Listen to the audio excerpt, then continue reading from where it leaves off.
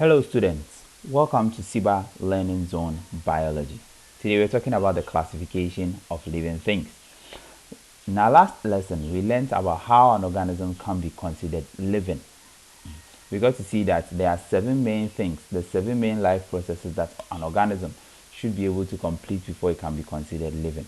If something completes 5 of them, that thing is not considered a living thing. It must be able to complete all the 7.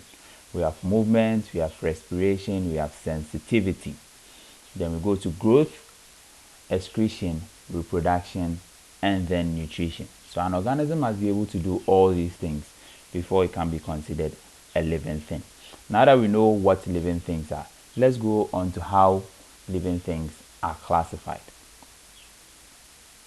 This concept was introduced by a Swedish botanist called Carolus Linnaeus. He was seeking to put every organism into a group. That is the science of taxonomy. So the science of taxonomy is the science where we organize organisms into groups for easy identification. Okay. The second thing he did was to give organism a name which will be accepted globally. Okay. So that whenever you get to China and then you mention that name, they will know that they will know what you're talking about. When you get to France and then you mention that name, they will know what you're talking about. Okay, and that is the science of nomenclature. So the science of naming is the science of nomenclature. So there were 2 main aims. One was to group organisms into groups, the science of taxonomy. 2, to give organisms names that are globally accepted, which is the science of nomenclature. Now for the taxonomy, these are the levels we're talking about. We have the kingdom, then we come to the phylum, then we come to the class, order, family, genus, and then the species. Okay, kingdom, phylum, class, order, family, genus, species. So in our next slide, we're going to learn about how we can easily remember this. Now, classification is the method of putting organisms into larger and smaller groups based on their similarities. Now, these similarities could be structural, could be cellular.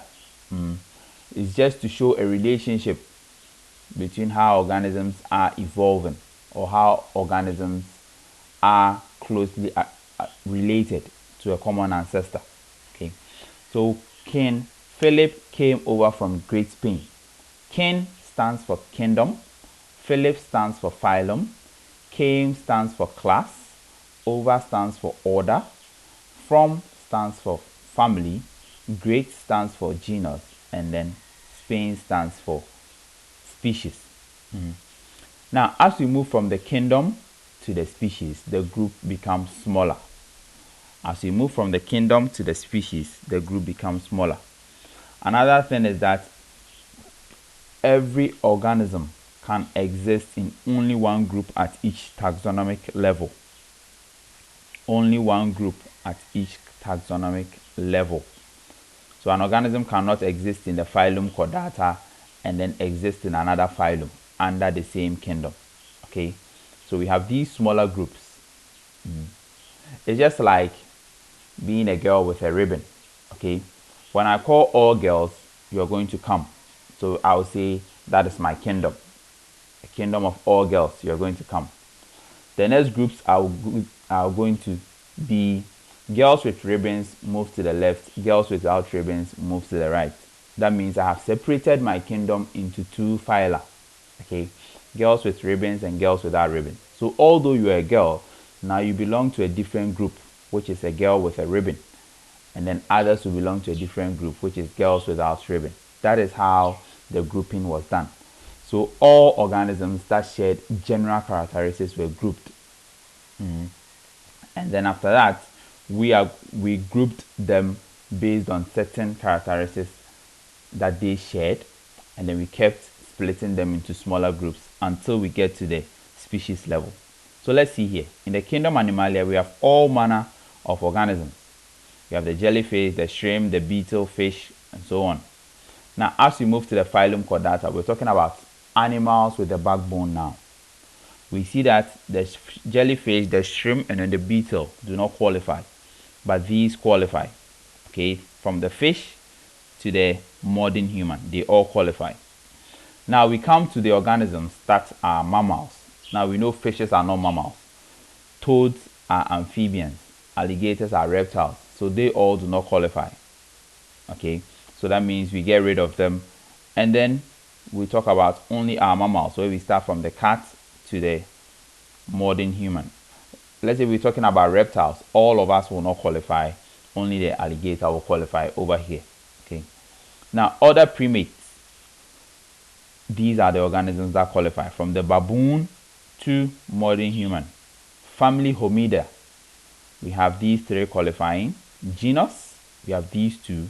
And finally, the species level, we have only the modern human qualifying, because they are the organisms that share general similarities, that share close similarities and can reproduce to give a fertile offspring. That is what we call species. So to prove that you got this, please try and arrange this from the smallest group to the largest group.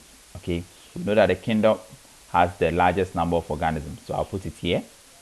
And then as you come down, the group becomes smaller. So please arrange that. Don't forget the mnemonic.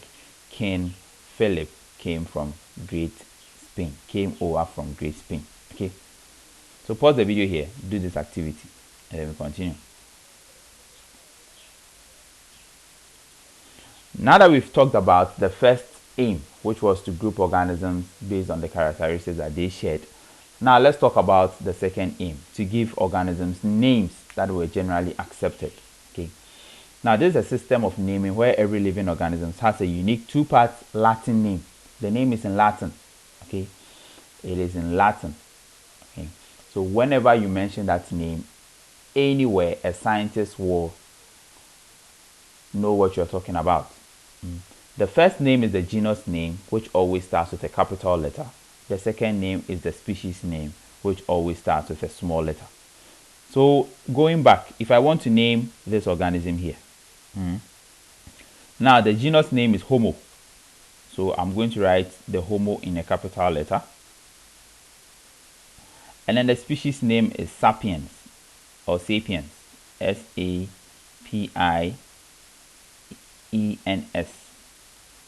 or S-A-P-I-E-N. Now this is the scientific name for a human, Homo sapien. Okay. Now the Homo stands for the genus name, the sapien stands for the species name. Now once I do this, I have written the name of a human being in Latin. Okay. Now note, the species name starts with a capital letter. Sorry, the genus name starts with a capital letter. This name here starts with a capital letter, which is the genus name. And then the species name starts with a small letter. They are both underlined separately. Okay. Now, this is a cockroach. Its binomial name is Periplaneta americana. Now, looking at it, the Periplaneta is the genus name starting with a capital letter. The Americana is the species name starting with a small letter. Okay. Now, rules for binomial naming. Genus name comes first with a capital letter. Species name comes next and starts with a small letter. Both names are underlined or in italics. So you can choose to underline both names separately, or you can choose to italicize them. Okay, any of the two is accepted.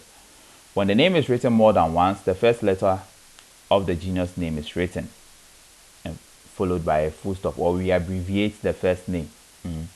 Now, if we are writing a scientific script or a book, and then we keep repeating Periplaneta americana, Periplaneta americana, we can save time and space by just shortening it P americana, where P will refer to the Periplaneta and americana will be this. Okay, so whenever you see P americana, where they are both underlined or both italicized, that means we're talking in the scientific terms.